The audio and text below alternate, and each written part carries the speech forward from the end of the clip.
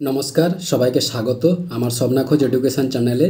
আমি সুজিত কুমার মাইতি, ইতিহাসের শিক্ষক। চলে এসেছি আজকে দশম শ্রেণীর একটি বিষয় নিয়ে। আজকের বিষয় স্বাধীনতা আন্দোলনে নারীরা। ভিডিওটি ভালো লাগলে লাইক, কমেন্ট, শেয়ার ও সাবস্ক্রাইব করে রাখবেন। আর পাশের নোটিফিকেশান বোতামটি সক্রিয় করে পাশে থাকবেন, যাতে এইরকম নতুন নতুন ক্লাস ভিডিও সবার আগে আপনার কাছে পৌঁছে যেতে পারে। শুরু করছি আজকের বিষয় স্বাধীনতা আন্দোলনে নারীরা। কি বলা হচ্ছে? অষ্টাদশ শতক ছিল ভারত ইতিহাসের এক অন্ধকারাচ্ছন্ন অধ্যায়। ভারতীয় নারী সমাজের অবস্থাও সেদিন ছিল অতি শোচনীয়। বাল্যবিবাহ, কৌলীন্য প্রথা, সতীদাহ, কন্যা বিক্রয়, বিধবার প্রতি অবিচার সেদিন ছিল সমাজের সাধারণ নিয়ম। 19 শতকের বিশিষ্ট সমাজ সংস্কারকরা এইসব সামাজিক কুপ্রথার বন্ধন থেকে নারী সমাজকে মুক্ত করে তাদের গৌরবের আসনে পূর্ণ মর্যাদায় প্রতিষ্ঠিত করতে সচেষ্ট হন। বাংলায় স্বর্ণকুমারী দেবী, হিরণময়ী দেবী, সরলা দেবী প্রমুখ এগিয়ে আসেন। এরপর বলা হচ্ছে স্বাধীনতা আন্দোলনে নারীদের ভূমিকা। প্রথম বলা হচ্ছে বঙ্গভঙ্গ বিরোধী আন্দোলনে নারীরা। সরকারের বঙ্গভঙ্গ পরিকল্পনা প্রকাশিত হওয়ার সঙ্গে সঙ্গে সারা বাংলা জুড়ে প্রতিবাদ উঠে। বাংলার নারী সমাজও এই প্রতিবাদের সামিল হয়। এই ব্যাপারে সরলা দেবী চৌধুরানী সম্পাদিত ভারতী পত্রিকা, সরজুবালা দত্ত সম্পাদিত ভারত মহিলা এবং বামাবোধিনী পত্রিকা গুরুত্বপূর্ণ ভূমিকা গ্রহণ করে। এরপর ময়মনসিংহের মেয়েরাই সর্বপ্রথম সভা করে বঙ্গভঙ্গের বিরুদ্ধে প্রতিবাদ জানায় এবং দেশবাসীকে বিদেশি বর্জন ও স্বদেশি ব্যবহারের অনুরোধ করে।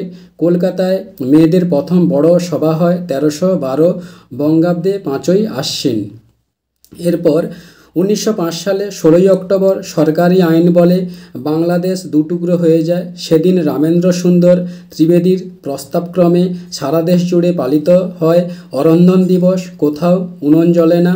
বাংলার মা বোনেদের সক্রিয় সমর্থনে অরন্ধন দিবস পালিত হয়। এরপর স্বর্ণকুমারী দেবী, সরলা দেবী, হিরণময়ী দেবী, কামিনী রায়, স্বর্ণপ্রভা বসু, কুমুদিনী বসুর নাম এই বিদ্রোহে বিশেষ উল্লেখযোগ্য। এরপর বলা হচ্ছে অসহযোগ আন্দোলনে নারীরা। কি বলা হচ্ছে? রাওলাট আইন 1919 খ্রিস্টাব্দে এবং জালিয়ানওয়ালাবাগের হত্যাকাণ্ড 1919 খ্রিস্টাব্দের প্রতিবাদে 1920 খ্রিস্টাব্দের জাতীয় কংগ্রেসের নাগপুর অধিবেশনে গান্ধীজির নেতৃত্বে ভারতব্যাপী অহিংস অসহযোগ আন্দোলনে প্রস্তাব গৃহীত হয়। গান্ধীজির ডাকে হিন্দু, মুসলিম, নারী, পুরুষ, ধনী, দরিদ্র, শ্রমিক, কৃষক সমগ্র ভারতবাসীর মধ্যে এক অভূতপূর্ব সাড়া জাগে। এরপর বলা হচ্ছে নারী কর্মমন্দির। দেশবন্ধু জায়া বাসন্তী দেবী যখন সভা সমিতির মাধ্যমে নারী সমাজকে উদ্বুদ্ধ করছেন, তখন দেশবন্ধু ভগিনী উর্মিলা দেবী মহিলাদের মধ্যে স্বরাজের মূল মন্ত্র প্রচার এবং চরকা ও খাদিকে জনপ্রিয় করে তোলার উদ্দেশ্যে 1921 খ্রিস্টাব্দে নারী কর্মমন্দির প্রতিষ্ঠা করেন। ভবানীপুরে অবস্থিত এই প্রতিষ্ঠানটিতে বহু অনাথা মেয়ে আশ্রয় পেয়েছিল, যেখানে তাঁত, চরকা প্রভৃতি শিল্প শিক্ষা দেওয়া ছাড়াও মেয়েদের আইন অমান্য ও সত্যাগ্রহে যোগ দিতে উদ্বুদ্ধ করা হতো। এরপর বলা হচ্ছে আশালতা সেন বা শিল্পাশ্রম। মফস্বলে এই আন্দোলন যথেষ্ট ঢেউ তুলেছিল। ঢাকার গেন্ডারিয়ায় আশালতা সেন 1921 খ্রিস্টাব্দে নিজের শ্বশুরবাড়িতে শিল্পাশ্রম নামে মেয়েদের জন্য একটি বয়নকেন্দ্র গড়ে তোলেন। এরপর বলা হচ্ছে গেন্ডারিয়া মহিলা সমিতি, যেখানে মেয়েরা নিজেদের খদ্দর বুনে বাড়ি বাড়ি ঘুরে যেগুলি বিক্রি করতেন। এখানে তিনি শিল্প সামগ্রী বিক্রির জন্য প্রতি বছর শিল্পমেলা সংগঠিত হয়। গান্ধীজির বাণী ও জাতীয়তাবাদী চেতনা প্রচারের উদ্দেশ্যে তিনি 1924 খ্রিস্টাব্দে গেন্ডারিয়া মহিলা সমিতি গড়ে তোলেন। এরপর বাংলার বিভিন্ন জেলায় বেশ কিছু মহিলা নেত্রীর আবির্ভাব হয়। বিভিন্ন সংগঠন তৈরি করে তারা মেয়েদের ঐক্যবদ্ধ করেন এবং নানা ধরনের রাজনৈতিক ও সামাজিক কাজে তাদের যুক্ত করেন। এ ব্যাপারে সিলেটের সরলাবালা দেব, বালুরঘাটের প্রভা চট্টোপাধ্যায়, নোয়াখালীর সুশীলা মিত্র, বরিশালের প্রফুল্ল কুমারী বসু প্রমুখের নাম অতি উল্লেখযোগ্য। এবার বলা হচ্ছে আইন অমান্য আন্দোলনে নারীরা। 1930 সালে 6 এপ্রিল ডান্ডির সমুদ্র উপকূলে লবণ আইন ভঙ্গ করে গান্ধীজি স্বহস্তে লবণ তৈরি করে ভারতব্যাপী আইন অমান্য আন্দোলনের সূচনা করেন। ভারতীয় নারী সমাজের উদ্দেশ্যে এক ভাষণে তিনি বলেন যে এই অহিংস যুদ্ধে পুরুষদের চেয়ে নারীদের দানি অধিক হওয়া উচিত।